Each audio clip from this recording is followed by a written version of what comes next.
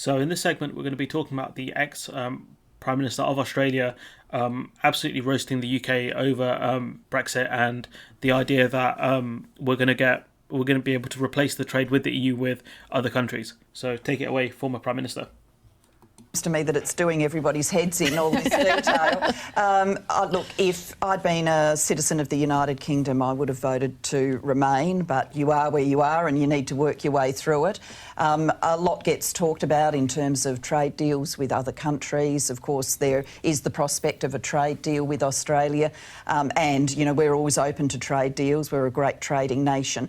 But I do worry that people are starting to imagine that trade deal with Australia is somehow a substitute for being on the doorstep of a market with 500 million people. It's not.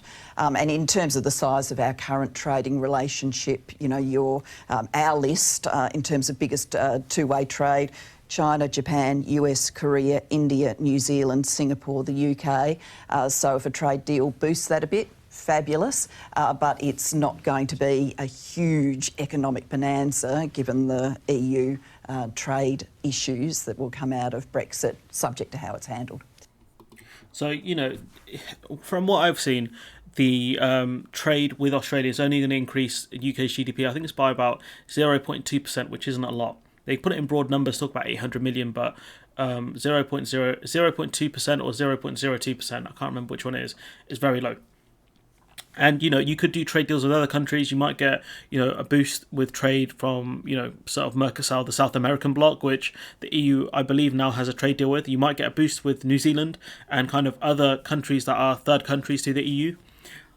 But it's not going to replace what we have on the doorstep, which, as she said, you know, you've got a population of around 500 million people, and you've got a relatively kind of decent amount of wealth. You know, you don't have any I say ridiculously, I don't mean it like that, but you don't have sort of mega impoverished countries within the EU as compared to, you know, around the world, where it's harder to do trade with those countries, where you need a certain amount of wealth for people to have in order to strike a good trade deal. You know, we look at the trade deal with Norway, which I'll be talking about at some point, which is that, you know, Norway doesn't have a huge population, but it has a lot of purchasing power, and that's, in a trade deal, that's what you really want, a country with a lot of purchasing power, so then they have the option to buy your products, be it, you know, essential goods or luxury goods. And the simple fact is, the stuff that we're going to be doing trade with Australia, it's not going to make a massive ton of difference to the UK in terms of GDP. Yes, it's going to create some jobs here and there in certain sectors, but it's not going to replace what we've lost, and that's the key there. We can't even replace what we've lost in terms of trade with the EU.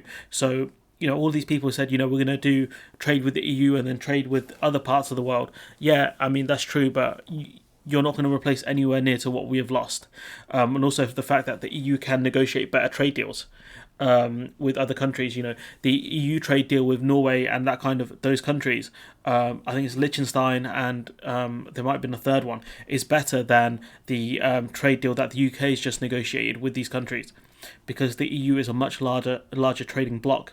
There's much more consumers there, which makes a trade deal with the EU far more valuable than it is with the UK. And obviously, this former Prime Minister, Julia Gillard, knows this, and that's the point she's making, and the fact that the UK is not even in the top 6 in terms of priority. So we can't really push for, you know, a better deal and get concessions out of Australia, because they're like, look, buddy, you're 6th on the list, you might be able to go up to 5th, but you're not on the priority, you're not top 3 in terms of trading partners. And the way I see it is the EU is our top trading partner. You can talk about highest, you know, single trading partner, I think that's the UK, as in if you talk about just one country, but if you talk about as a group, it's, you know, it's the EU. But anyways, you know, we got roasted by you know, the former Prime Minister. You can even see on the host's face when she mentions we're not top 6. Where is it? Somewhere around here. India, New Zealand, Singapore, the UK. Kind of see it like, oh, you know, that doesn't sound great, does it? So if a trade deal boosts that a bit, fabulous.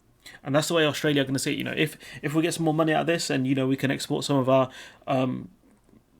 you know, beef that's reared to lower standards than the UK, great. If not, then, you know, it's a bit more extra money for, you know, Aussie farmers and wine producers and stuff like that.